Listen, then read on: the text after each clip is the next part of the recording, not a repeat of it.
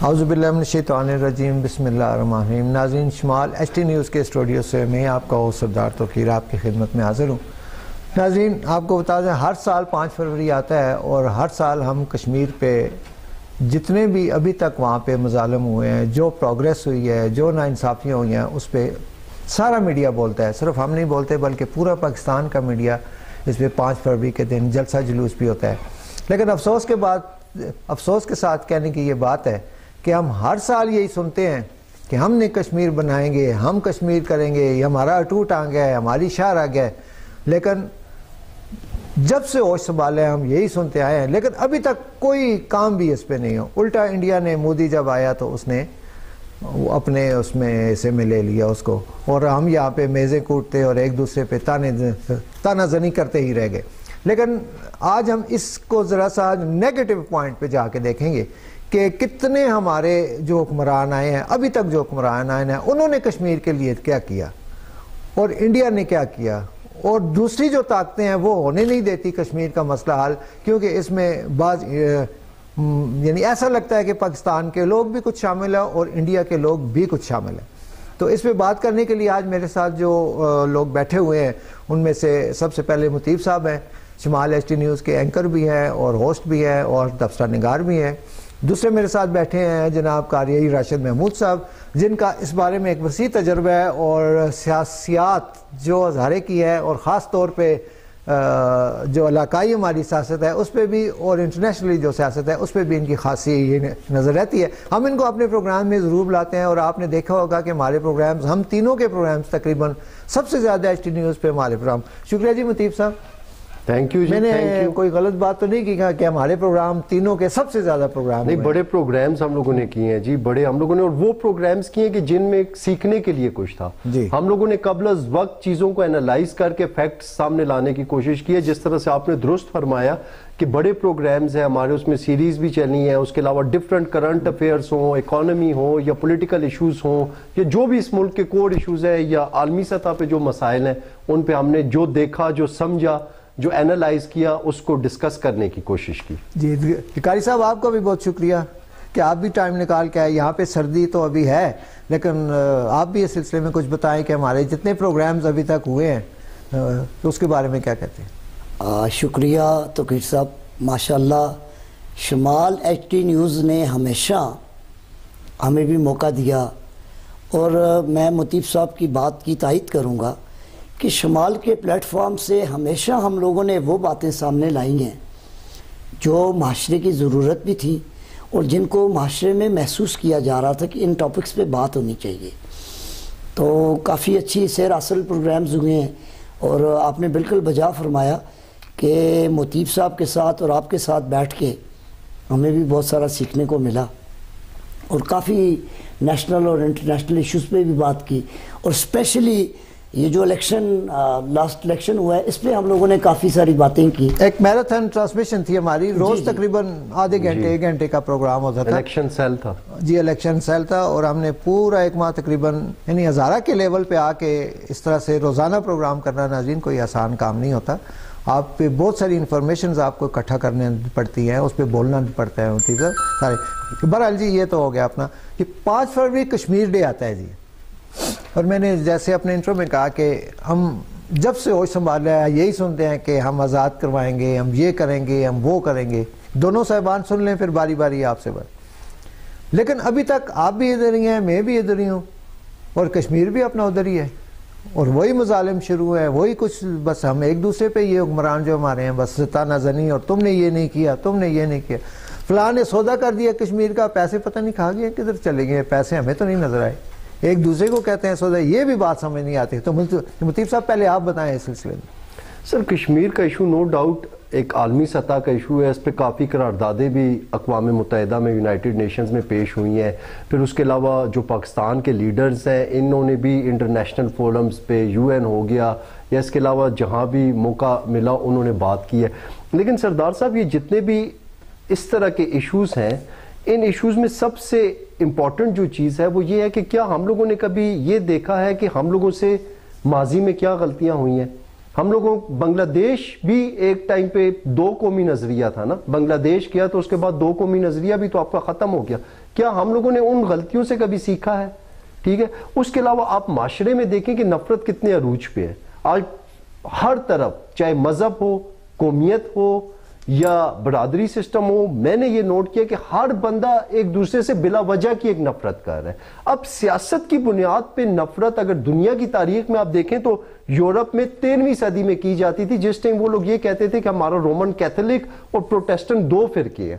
تو جس ٹائم ان کو یہ ریئلائز ہوا یہ تو ہم اپنا ٹائم ویسٹ کر رہے ہیں, ہم لوگ خود کو ضائع کر رہے ہیں, ہم لوگوں کو تو ترقی کی طرف جانا چاہیے, ہم لوگوں کو تو مل کے کام کرنا چاہیے, کیونکہ یونٹی ایک بہت بڑی اسٹرینتھ ہوتی ہے.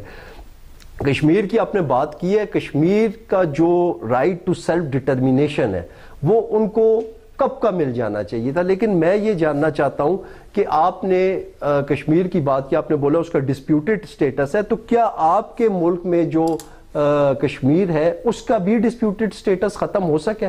آپ کے پاس جو آزاد کشمیر ہے اس کا ہمارے ملک میں ابھی کیا سٹیٹس ہے؟ اس کا بھی تو ابھی تک کوئی سٹیٹس نہیں ہے نا. ہم لوگ ظاہری طور پہ تو پروگرامز بھی کر دیتے ہیں, ان کے لیے آواز بھی اٹھا دیتے ہیں, لیکن اندرون خانہ ہم لوگ قومیت کی بیسس پہ ڈیوائیڈ بھی ہیں, ہم لوگ مذہب کی بیسس پہ ڈیوائیڈ بھی ہیں, ہم لوگ سیاست کی بیسس پہ ڈیوائیڈ بھی ہیں. گورے نے بہت پہلے یہ چیز بھانپ لی تھی کہ اگر یہاں پہ اس نے اپنا ہولڈ رکھنا ہے تو اس نے تقسیم کر کے ڈیوائیڈ اینڈ رول کے جو طریقہ کار ہے اس پہ چل رہا ہے. تو سب سے پہلے تو سردار صاحب ہم لوگوں کو قومیت کو اپنی شناخت سمجھنی چاہیے, جس طرح اللہ کے نبی نے اپنے آخری خطبے میں فرمایا تھا کہ کوئی بھی انسان ایک دوسرے سے قومیت کی بیسس پہ ڈفرنٹ نہیں ہو سکتا. اگر وہ ہو سکتا ہے تو وہ تقوی کی بنیاد پہ ہو سکتا ہے. دیکھیں جی, اس میں بات یہ ہے نا کہ سب سے پہلے ہم نے ادھر تم ادھر ہم کا نعرہ بھی سنا, بالکل. پھر روٹی کپڑا مکان دینے کا وعدہ بھی کیا گیا. پھر ایک وقت آیا کہ امیر المومنین بننے کا بھی ہمیں وہ شرف سننے کا شرف حاصل ہوا. پھر ایک وقت آیا کہ ووٹ کو عزت دو کا بھی بیچ میں آیا. پھر ہم نے دیکھی جی مدینہ کی ریاست بھی دیکھی. میں آسان الفاظ میں بات اس لیے کرتا ہوں کہ عام آدمی کو بھی میری یہ سمجھ آئے. آپ تھوڑا سا اس کو اچھا آپ بیان کرتے ہیں, لیکن میں کوشش کرتا ہوں کہ آسان زبان میں ہو, جس طرح سے عوامی زبان ایک ہوتی ہے, جس طرح شیخ رشید صاحب کی زبان ہوتی ہے. جی قاری صاحب آپ کچھ بتائیں. جی بسم اللہ الرحمن الرحیم. بالکل آپ نے ٹھیک فرمایا. معاشرے کے اندر جو منافرت پھیلی ہوئی ہے, جو ایک دوسرے کے ساتھ نفرت ہے, برداشت عدم برداشت ہمارے درمیان ہم لوگوں نے برداشت چھوڑ دی ہے.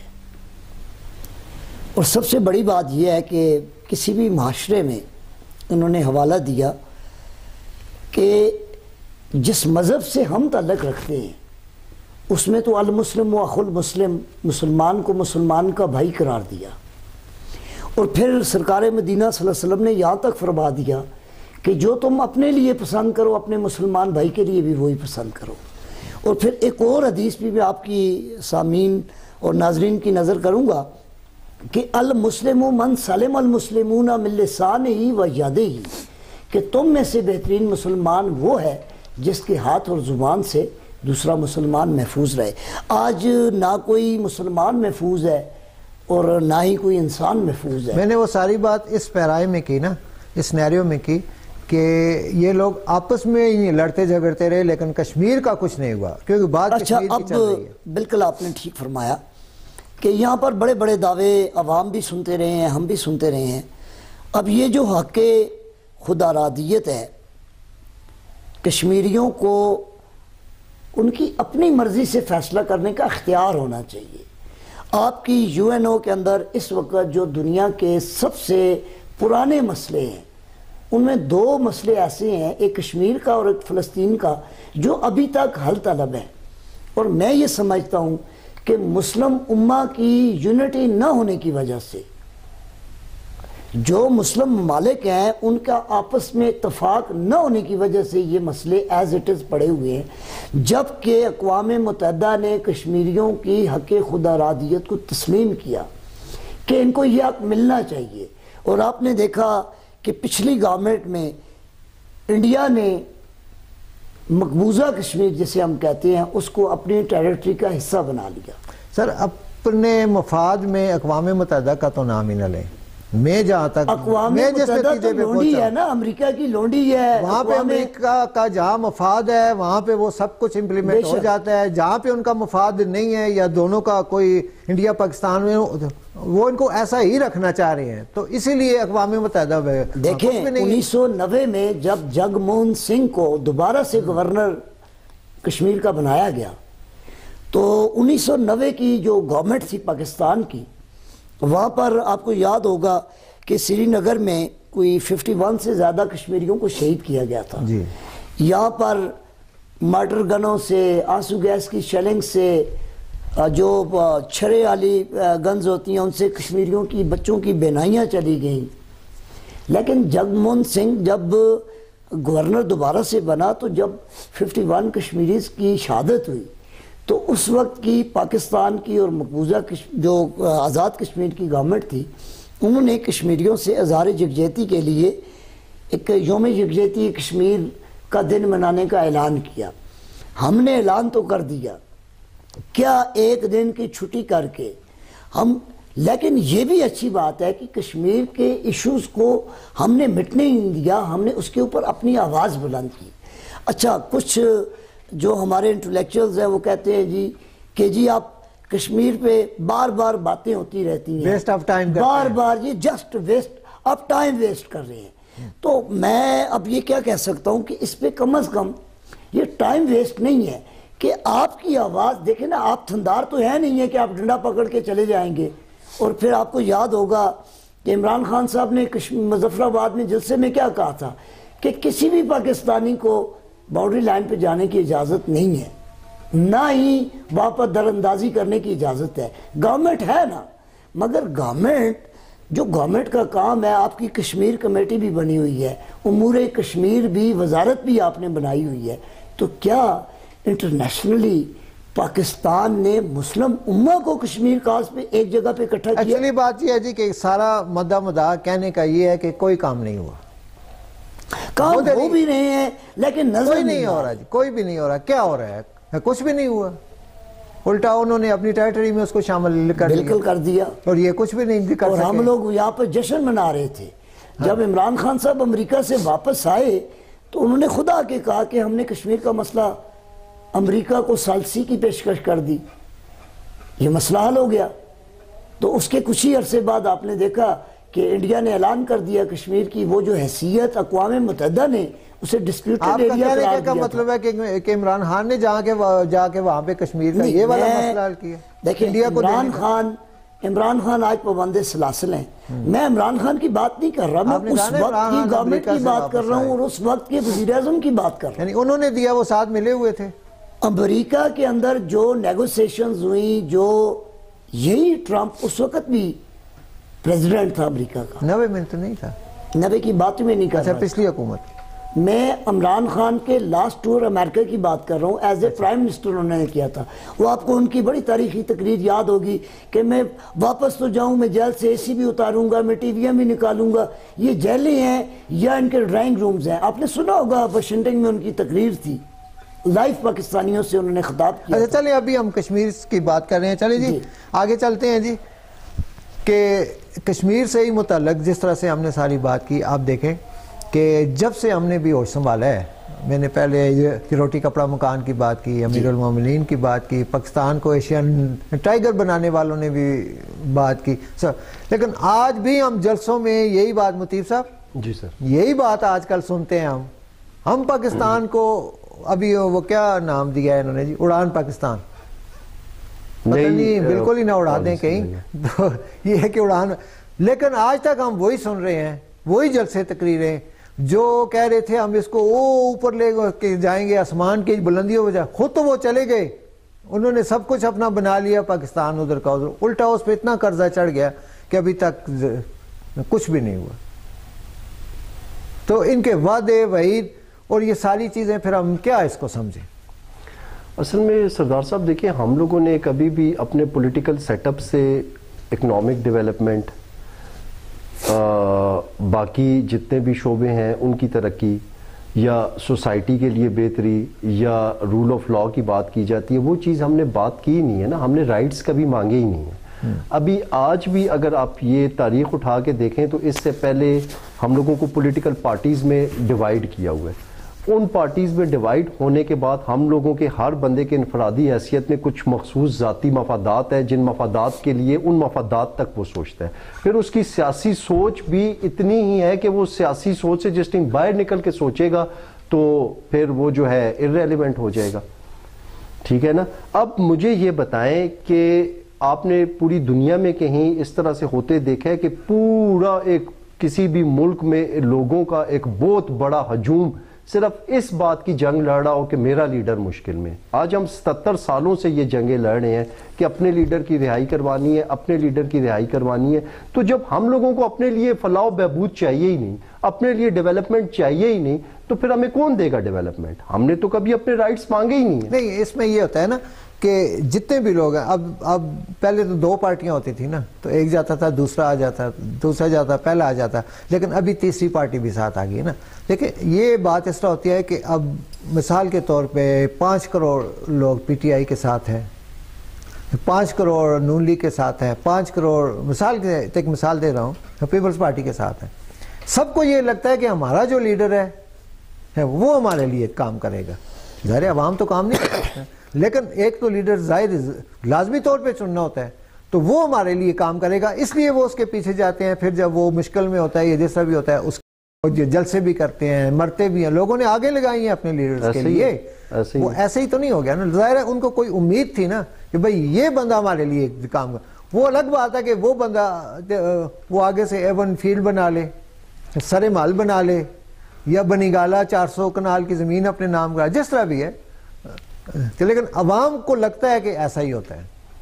عوام کو تو دیکھیں اس لیے لگتا ہے کہ ایسے ہوتا ہے کہ اب آپ پھر میں بات کروں گا, پھر آپ شاید اس سے اختلاف کریں, آپ کو کرنا چاہیے, آپ کا رائٹ ہے. آپ یہ دیکھیں کہ دنیا میں کس ملک میں ووٹنگ اس بیسس پہ ہوتی ہے کہ میرا لیڈر کے ساتھ رومانس ہے, مجھے اس کی پرسنالٹی پسند ہے, مجھے اس کا گیٹ اپ پسند ہے, مجھے اس کا وے آف کمیونیکیشن پسند ہے.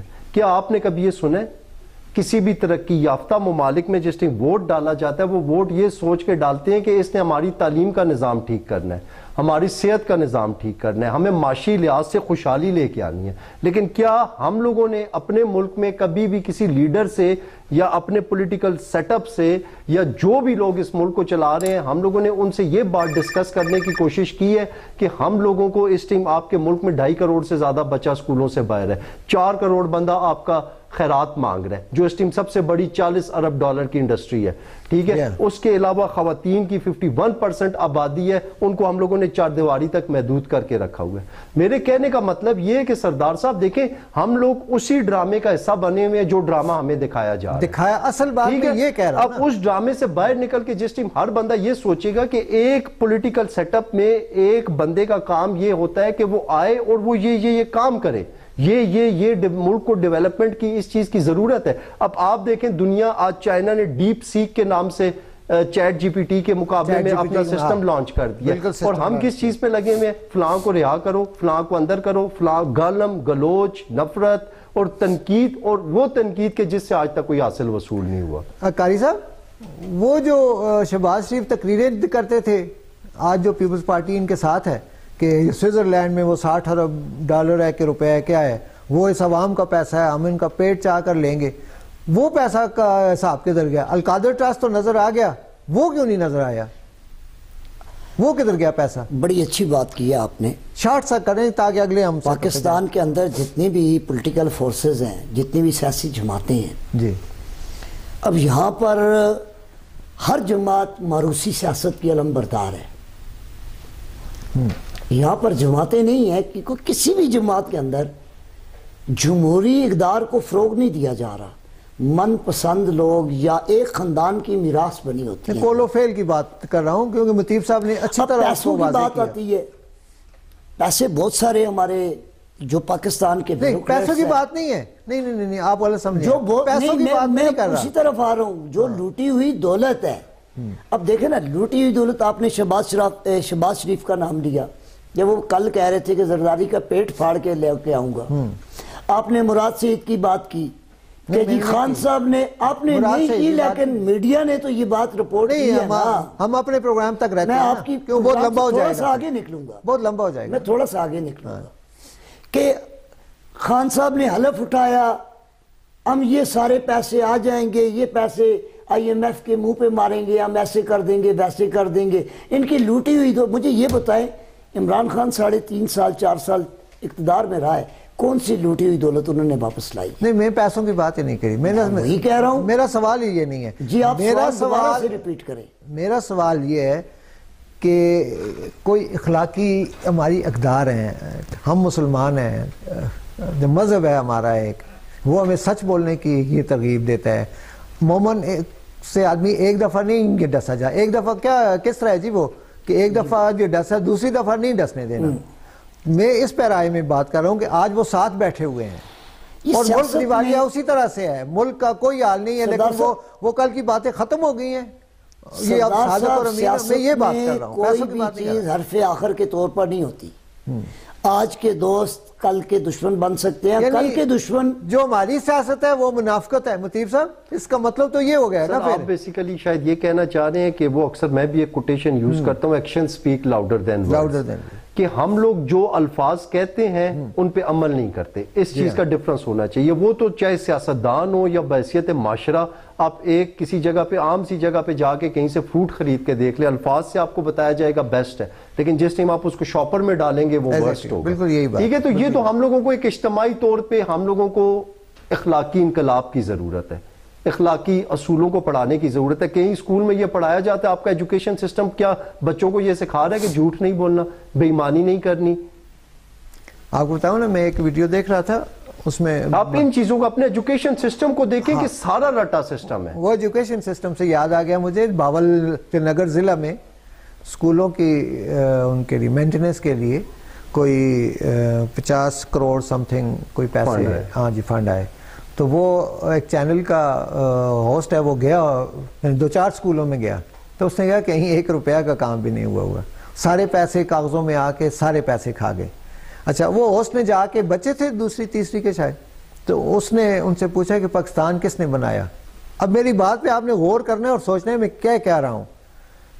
اس ہوسٹ نے بچوں سے پوچھا جی پاکستان کس نے بنایا, اور بچے نے جواب دیا مریم نواز نے. اب آپ یہ جو بات کر رہے ہیں بالکل آپ ٹھیک بات کر رہے ہیں, پیچھے جائیں نا, کیا بات ہے. قسمتی سے ہمیں ہسٹری غلط پڑھائی گئی ہے. محمد بن قاسم کی ہسٹری غلط پڑھائی گئی ہے, محمود غزنوی کی ہسٹری غلط پڑھائی گئی ہے. نہیں, ابھی اسکولوں میں کیا ایجوکیشن ہو رہی ہے پنجاب آپ کو قائد اعظم کی پرسنل لائف کی ہسٹری آج تک کسی نے بتائی ہے؟ آپ کو یہ پتا ہے کہ قائد اعظم کی پہلی شادی 15 سال کی عمر میں ہوئی تھی, اور ٹھیک 1-1.5 سال بعد ان کی وائف کا انتقال ہو گیا تھا. کیا آپ کو یہ پتا ہے کہ قائد اعظم کی دوسری شادی جب وہ 40 سال کی عمر کے تھے تو 18-19 سال کی لڑکی سے ہوئی تھی؟ تو ان لیڈرز کا ہم لوگوں کو پتا ہونا چاہیے, اپنی ہسٹری کا ہمیں صحیح ہسٹری پڑھانی چاہیے, تاکہ لوگوں کو یہ تو پتا چلے کہ ہم لوگ ہیں کون. ہم لوگوں کا تو آئیڈینٹی کرائسس یہاں پہ آپ پہنچے کہ ہم لوگوں کو ابھی تک یہی سمجھ نہیں آ رہی کہ ہم لوگ ہیں کون. قاری صاحب, یہ ہمارا آ گیا ٹھنڈیانی روڈ جو آ گیا, آج ہم میرے حال میں 1.5-2 سال سے دیکھ رہے ہیں, 1.5-2 سال ہو گئے ہیں وہ بن رہا ہے. اس پہ 2 ارب کا یہ ٹھیکہ ہے جی, 2 ارب سے کچھ آگے پیچھے زیادہ ہوگا. ابھی تک وہ روڈ نہیں بنا, بلکہ پہلے سے بھی وہ زیادہ کھنڈر ہو گئے. اور انہوں نے, اچھا اس میں مزے کی بات آپ کو یہ بتاؤں کہ مجھے پتا چلا ہے کہ یہ امیر مقام صاحب کے بیٹے کا ٹھیکہ ہے, انہوں نے ٹھیکہ لیا ہوا ہے. اور یہ جو لون آیا ہوا ہے, یہ جو 2 ارب روپیہ یہ لون آیا ہوا ہے, یہ ہم نے واپس کرنا ہے. اور وہاں پہ ابھی آپ دیکھ لیں حساب کتاب کیا ہے. تو کٹ صاحب آپ نے بڑا اچھا کوشچن کیا. یہ تو ایک آپ ٹھنڈیانی روڈ کی بات کریں, اس سے کچھ عرصہ پہلے آپ کو یاد ہوگا مری روڈ بنا تھا. بالکل, یہ بھی یہ ایبٹآباد بلوچ سینٹر سے لے کر نواں شہر کڑی پنے تک بڑا عرصہ اس کو بھی آپ نے نوٹ کیا کہ وہ کتنے سالوں میں بنا. 2 گورنمنٹ گزر گئی پی ٹی آئی کی, پرویز خٹک کے ٹائم پہ اور پھر محمود خان کے ٹائم پہ. اور ابھی بھی اس کا جو لے آؤٹ تھا, جو اس کا پروگرام تھا, وہاں پہ لائٹس لگنی تھی, وہاں پہ اس روڈ کی دیکھیں پاکستان تحریک انصاف کا یا مسلم لیگ کا یا ہم کمپیریزن نہیں کر رہے. ہم یہاں پہ یہ بات ضرور کریں گے کہ اگر لاہور میں میٹرو بنی, جسے جنگلہ بس کہا گیا, لاہور میں روڈ بنے, یا ارد گرد میں پنجاب میں، اسی طرح کے پی میں بھی روڈ بنے، اسی طرح کے پی میں بھی وہی جنگلہ بس آئی، اسی طرح یہاں پہ بھی میٹرو چلی. مگر آپ یہ بتائیں کہ کیا وہ جو 2 ارب روپے کا فنڈ آیا، اس کا ٹھیکہ ہوا، وہ ٹھیکہ کس نے کیا؟ کے پی گورنمنٹ نے کیا نا. وہ روڈ سی این ڈبلیو کے انڈر بن رہا ہے نا، این ایچ اے کے انڈر تو نہیں بن رہا. وہ روڈ سی این ڈبلیو بنا رہا ہے اور کے پی کی گورنمنٹ نے وہ فنڈ سینکشن کیے ہیں. تو کیا میں نے دیکھا اس دن کوٹوال کے کچھ لوگ، گلی بڑیاں کے کچھ لوگ، انہوں نے ایک جرگہ بلایا. اچھا، اس جرگہ میں پی ٹی آئی کے بڑے نمایاں چہرے نظر آ رہے تھے اور وہ یہ کہہ رہے تھے کہ جی یہ اب گورنمنٹ پی ٹی آئی کو چاہیے کہ جو پروجیکٹ شروع ہوتے ہیں ان پروجیکٹس پہ چیک اینڈ بیلنس کا سسٹم بھی مانیٹر کرنے کا انتظام بھی کرے. صحیح ہے جی. آج انشاءاللہ یعنی ایک خوبصورت ترین وزٹنگ پوائنٹ ہے، مگر پاکستان اس سے ارن کرنے کے بجائے وہاں کے لوگوں کو تکلیفات سے گزار رہا ہے. آج وہاں پہ سفر کرنا محال ہو گیا. اور پھر اس کے ساتھ اب یہ بھی دیکھیں ایبٹ آباد کے اندر وہ جو گریوٹی فلو سکیم کے تحت جو پائپ لائنز بچھ رہی ہیں، وہ دن کو کام لگا ہوتا ہے، دکاندار، گاڑیاں، یہ سب لوگ ڈسٹرب ہوتے ہیں. وہ کام ادھورا چھوڑ کے آپ کے مین نیشنل شاہراہ ہے، یہ جو شاہراہ ریشم جا رہی ہے، اس پہ دیکھیں وہ گڑے کھود کے پلیوں کے وہ ابھی تک ایز اٹ از پڑے ہوئے ہیں. کسی نے نہیں کیا کہ ان کے اوپر کارپیٹنگ کر دیں تاکہ ٹریفک گزر سکے. یہی صورتحال نتھگلی. آپ نے وہ گریوٹی اسکیم کی بات کر دی، اس پہ میں نے دیکھا کہ جو پائپ لگے ہوئے ہیں مطیب صاحب، وہ گٹر کے ساتھ جو لائن ہے اس کے لگے ہوئے ہیں اور وہ جوڑے نہیں، بعض جگہ پہ وہ کھلے ہیں. تو وہ جو نالے کا پانی جب اوور ہوتا ہے تو وہ پینے کے پائپوں میں وہ پانی جا رہا ہے ابھی. دیکھیں لیکن کسی کو کوئی پرواہ نہیں ہے کہ یہاں پہ پینے کا پانی آنا ہے. بہرحال جی موتیب صاحب، میں اس پہ ایک بات آپ کے نالج میں لاؤں. میں نے 2000 میں یاٹ آباد کی واٹر سیمپلنگ کی تھی.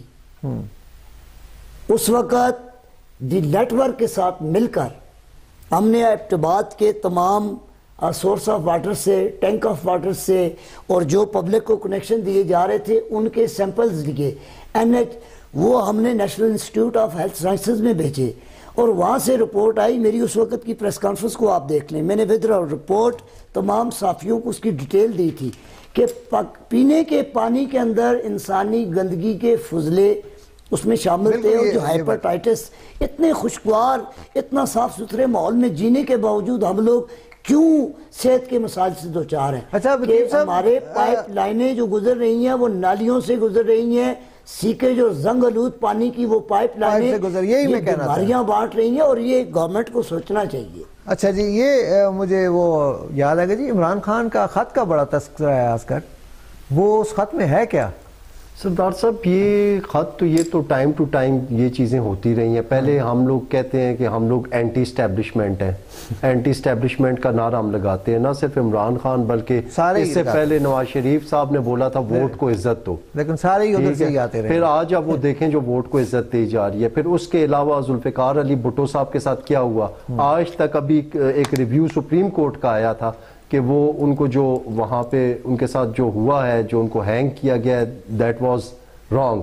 ٹھیک ہے، تو ہم لوگوں کا اصل اپنا مسئلہ یہ ہے کہ ہم لوگوں کی یہ پاور کی جنگ ہے. ہم لوگ یہ کہتے ہیں کہ جس ٹائم تک اسٹیبلشمنٹ ہمارے ساتھ ہے تو ویل اینڈ گڈ. اس خط میں انہوں نے کیا لکھا ہے کہ ہمارا ساتھ دو یا کوئی ایسی نہیں، ساتھ دینے یا نہ دینے کی بات تو نہیں ہے، لیکن یہ اب ان کی ایک اپنی پولیٹیکل اسٹریٹجی ہے. اس اسٹریٹجی کے بعد کچھ دنوں بعد آپ کو اس میں ایک نئی اسٹریٹجی نظر آئے گی. تو یہ پاکستان کی پالیٹکس میں کوئی نئی بات نہیں ہے، یہ چلتا رہتا ہے اور یہ چلتا رہے گا. آخری سوال سر کہ یہ پیکا ایکٹ جو آیا ہے اس کے متعلق کیا کہیں گے؟ Sir PECA act basically, PECA act تو پہلے کہا ہے لیکن بیچ میں امینڈمنٹ ہوئی ہے. اس میں امینڈمنٹ کچھ ڈیجیٹل اس طرح سے ڈیجیٹل رائٹس کے حوالے سے ہوئی ہے اور وہ یہ امینڈمنٹ ہوئی ہے کہ جو بھی فیک نیوز پھیلائے گا، جو بھی فیک نیوز سوشل میڈیا پہ پھیلائے گا، اس کو 3 سال کی سزا اور غالباً 10 لاکھ روپے 20 لاکھ روپے کا جرمانہ بھی کیا جا سکتا ہے. تو اگر اس پیکا ایکٹ سے کسی طرح سے بھی فریڈم آف سپیچ یا فریڈم آف ایکسپریشن متاثر ہوتا ہے، جو کہ ہوتا رہا ہے، کیونکہ میڈیا کی آواز جس ٹائم تک امپارشل نہیں ہوگی، جس ٹائم تک صحافی پراپر کوشچن نہیں اٹھا سکیں گے، جس ٹائم صحافی غیر جانبدار ہو کے یہ نہیں کہہ سکیں گے یہ بلیک ہے یہ وائٹ ہے، تو کبھی بھی چیزیں بہتر نہیں ہو سکیں. فیک نیوز کا یہ ڈسینٹ جو ہے وہ ایک بنیادی رائٹ ہے. اچھا اس میں ایک اور بڑی بات آپ سے پوچھ لوں کہ انہوں نے کہا کہ فیک نیوز کون سی ہے اس کا تعین بھی گورنمنٹ کرے گی. دیکھیں ابھی اس طرح سے بات اس طرح سے ہے نا کہ ابھی فیس بک پہ میں بیٹھتا ہوں, ہم لوگوں کی سوسائٹی کا سب سے بڑا جو مسئلہ ہے جو میں نے فیل کیا, جو میں وہ بات کرتا ہوں جو میں نے ایکسپیرینس کیا, ہم لوگ ویریفائی نہیں کرتے, ہم کوئی بھی بات ویریفائی نہیں کرتے, ادھر سے سنتے ہیں اگلے کو بتا دیتے ہیں. جس طرح آپ بولیں گے نا کہ میں کرپٹ ہوں, ٹھیک ہے, آپ میرے حوالے سے بات کریں گے میں کرپٹ ہوں, پوری سوسائٹی یہ بولے گی یہ کرپٹ ہے. کوئی اتنی زحمت نہیں کرے گا کہ آیا کہ یہ دیکھ لوں کہ اندر کی بات کیا ہے, وہ بندہ ڈفرنس آف اوپینین کیا پتا حقائق پہ کر رہا ہو.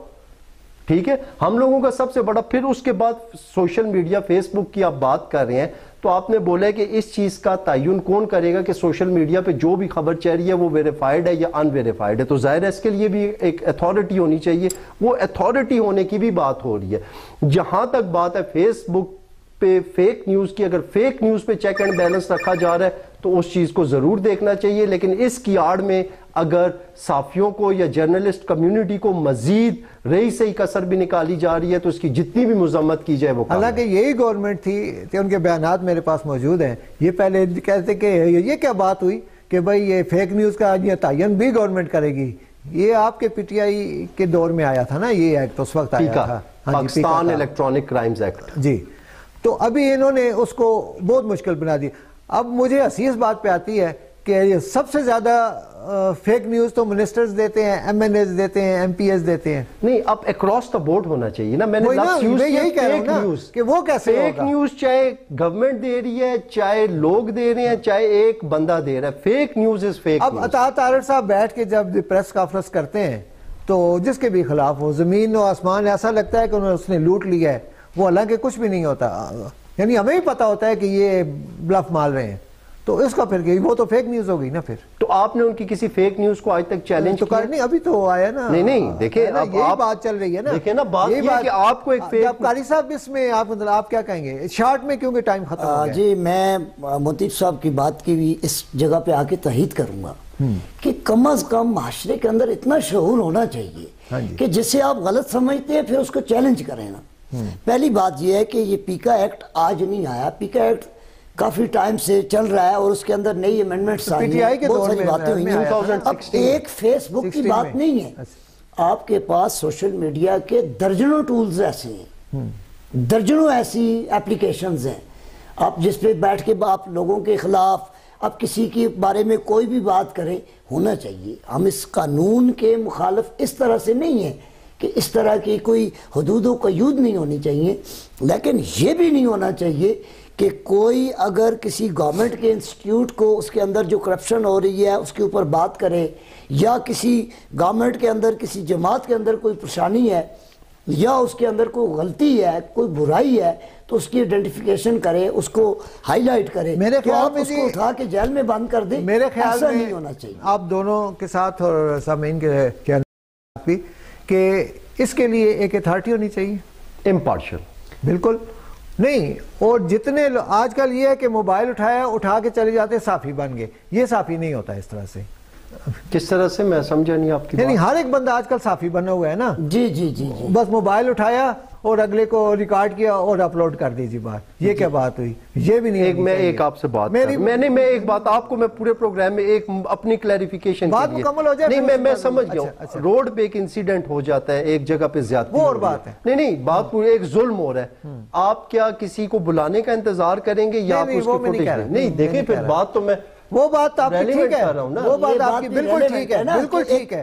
ایک موبائل جرنلسٹ, یہ تو آئین حق دے رہا ہے نا, آئین حق دے رہا ہے. نہیں, میں اور بات کر رہا ہوں, جس طرح دیکھیں ہم بیٹھے ہوئے ہیں نا, اب ہمارے پاس ایک شمال کا ادارہ ہے, بہت بڑا ادارہ ہے, گو کے لائسنس ہمارا یہ سوشل میڈیا والا کچھ بھی نہیں ہے, کوئی اس کی وہ اتھارٹی نہیں ہے جو ہمیں لائسنس ایشو کرے کہ ہاں جی شمال ایچ ٹی نیوز آپ چلا سکتے ہیں. ساتھ نیوز پیپر ہے, آپ کیسے چلا سکتے ہیں کہ نہیں, ایک مثال دے رہا ہوں نا, ایسے بھی چینلز ہیں نا جن کے پاس کوئی نیوز پیپر بھی نہیں ہے, آپ دیکھے ہوں گے بہت سارے چینلز ہیں, ان کے پاس لائسنس ہونا چاہیے, حکومت ایک لائسنس جاری کرے, ہاں جی یہ چینلز میں, پھر اگر اس ادارے کو چاہیے کہ وہ صحافی کو ہی صحافی کہے.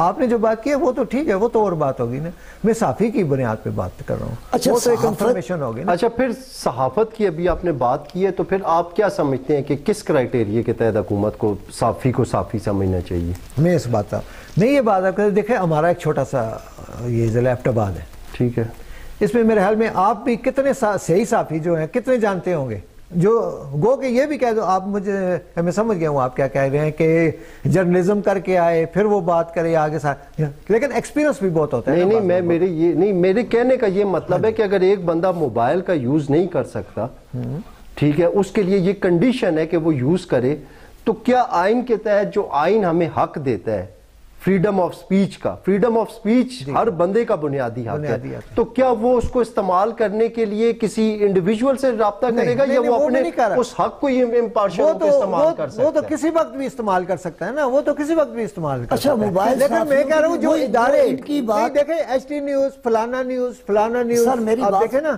اور کتنے آپ کو پتہ ہے یہاں کے مشہور ایک دو چینل ہیں جو لوگوں کو بلیک میل بھی کرتے ہیں. جی جی جی, دیکھیں پتہ ہے نا ہمیں, تو یہ بھی پتہ ہے کہ کون صحافی ہے, کون صحافی دو نمبر, کون صحافت نہیں. دیکھیں یہ اصل صحافی جو ہیں ان کی بھی ساتھ بیچتی ہے نا. دیکھیں بات سنیں, اس طرح میں یہ کہنے ہونا چاہیے. توقیر صاحب, میں تھوڑی سی بات مطیب صاحب کی بات کو آگے بڑھاؤں گا کہ آپ کے پاس اظہار رائے کی آزادی ہے, یہ آپ کو آپ کا آئین دیتا ہے, فریڈم آف سپیچ, کہ آپ جو بات کرنا چاہیں, مگر آپ بات کرنا چاہیں, جو بات کریں وہ ویلڈ بات ہو, جو بات کریں وہ سچ پہ ویریفائیڈ ہو, وہ ویریفائیڈ بات ہو, اس کی کوئی بیس ہو نا. تو میں نے اسی لیے کہا ہے نا, جو صحافی صحیح صحافی ہوگا وہ ویلڈ بات ہی کرے گا. آپ دوسری بات یہ ہے, کبھی پتہ ہوگا, اس کے پاس پروف بھی ہوگا. جو صحافتی تنظیمیں ہیں, اب دیکھیں نا, یہ بات تو سوچنے کی ہے کہ جو لوگ آج جرنلزم کر رہے ہیں, کیا ان کی کوالیفیکیشن,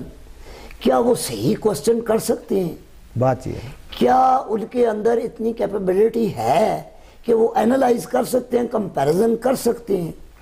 بات یہ ہے کہ پلوں کے نیچے سے بہت سا پانی گزر چکا ہے. یہاں پر پہلے یہ ہوتا تھا نا, کوئی لیول رکھ, پہلے سر یہ ہوتا تھا کہ جس کو کوئی جاب نہیں ملتی تھی, آج کل تو میں جس کو بولنے کا طریقہ نہیں آتا وہ بھی مائک اٹھا کے آگے ایسا سوال کر دیتا ہے کہ دل کرتا ہے اس کا منہ توڑ دے. توقیر صاحب, میں وہی بات کر رہا ہوں, آج سے 10-15 سال پہلے کی بات ہے نا, جس کو کوئی جاب نہیں ملتی تھی وہ اسکول کا استاد بن جاتا تھا, اور آج کل یہ عالم ہے جس کو کوئی کام نہیں ملتا وہ صحافی بن جاتا ہے. ہاں جی. اچھا, سوشل میڈیا پہ پیچھے آپ نے پوسٹیں پڑھی ہوں گی کہ جو لڑکے میٹرک فیل ہوئے ہیں انہوں نے صحافت شروع کر دی ہے. اب میں یہ نہیں کہہ رہا, یہ جسٹ ایز اے گپ شپ بات کی ہے, لیکن کم از کم صحافت جو معاشرے کے اندر ایک بہت ممتاز مقام رکھتی ہے, اور جرنلسٹ اور جرنلزم یہ ایک بڑا مقدس پیشہ ہے. یہ عوام کے کان ہوتے ہیں, زبان ہوتی ہے, عوام کی آنکھیں ہوتی ہیں, اور وہ طاقت میڈیا کو حاصل ہے کہ جو ایک عام آدمی کو نہیں ہے, وہ بات اقتدار کے ایوانوں تک ایسے نہیں پہنچا سکتا جیسے جرنلسٹ پہنچاتے ہیں. شکریہ جی, بہت شکریہ, ٹائم ختم ہو گیا. آپ کی انشاءاللہ اگلے پروگرام میں ضرور بات کریں گے. قاری راج صاحب آپ کا بھی بہت شکریہ, مطیب صاحب آپ کا بھی بہت شکریہ. کوئی اونچ نیچی بات ہو گئی ہو تو خطا نہیں ہونا, آپ سے کوئی ایسی بات ہی نہیں ہوتی سردار صاحب. اور ناظرین, شمال ایچ ٹی نیوز کے اسٹوڈیو سے آپ کو بھی خدا حافظ, انشاءاللہ اگلے پروگرام میں ملیں گے.